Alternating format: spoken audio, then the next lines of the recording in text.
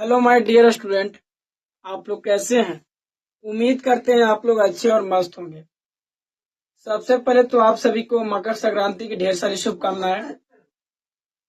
तो आज आपको बताएंगे हम कि इंग्लिश में स्कोरिंग कैसे कीजिएगा।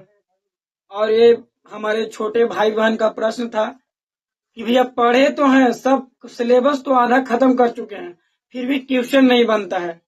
तो क्वेश्चन कैसे बनेगा, आप ध्यान से इस वीडियो को देखिएगा। देखिए, सबसे पहले तो आपको पता होगा कि इंग्लिश को 3 पार्ट में बांटा गया है। तो सबसे पहले 3 पार्ट में पहला नंबर ग्रामर हो गया, दूसरा नंबर वोकैब हो गया और तीसरा नंबर लेक्चर हो गया।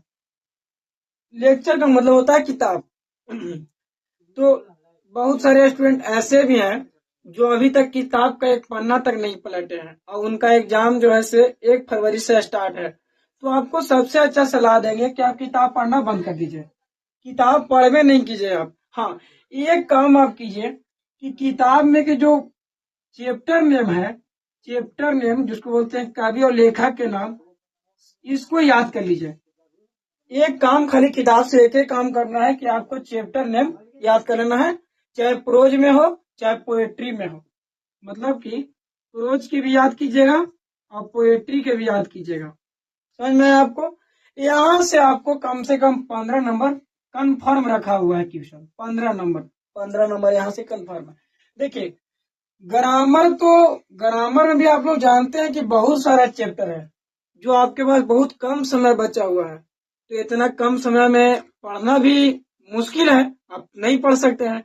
बट हाँ, कुछ इम्पोर्टेंट टॉपिक है जिसको आप पढ़ सकते हैं। जैसे में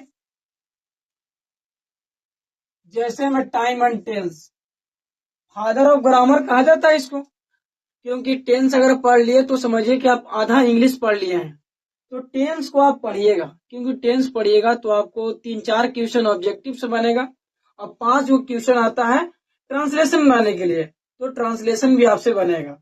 देखिए, उसके बाद आप वॉइस पढ़िएगा, उसके बाद आप नरेशन पढ़िएगा और नरेशन पढ़ला के बाद आर्टिकल से भी क्वेश्चन आता है। बस, समय कम बचा हुआ है तो जो वही टॉपिक पढ़िए जिससे ज्यादा क्वेश्चन आता है। तो टाइम एंड टेंस पढ़िए, वॉइस पढ़िए, नरेशन पढ़िए, आर्टिकल पढ़िए, बस। ग्रामर में इतना ही पढ़िए। अब किताब आप नहीं पढ़े हैं तो किताब में के सिर्फ कवि और लेखक के नाम याद कीजिएगा। देखिए, अब आइए वोकैब में। तो वोकैब में भी अगर आप नहीं पढ़े हैं कुछ, तो एगो साइनोनिम पढ़िए, एंटोनियम पढ़िए, बस। इससे आता है क्या नंबर? 2, 4, 5 नंबर यहाँ से आता है। तो आप इतना चीज अगर कर लेते हैं, मेरा बात मानिए, उम्मीद कीजिए, विश्वास कीजिए, आप पासिंग मार्क का 70-75 नंबर आप ला सकते हैं। तो आप पढ़िए।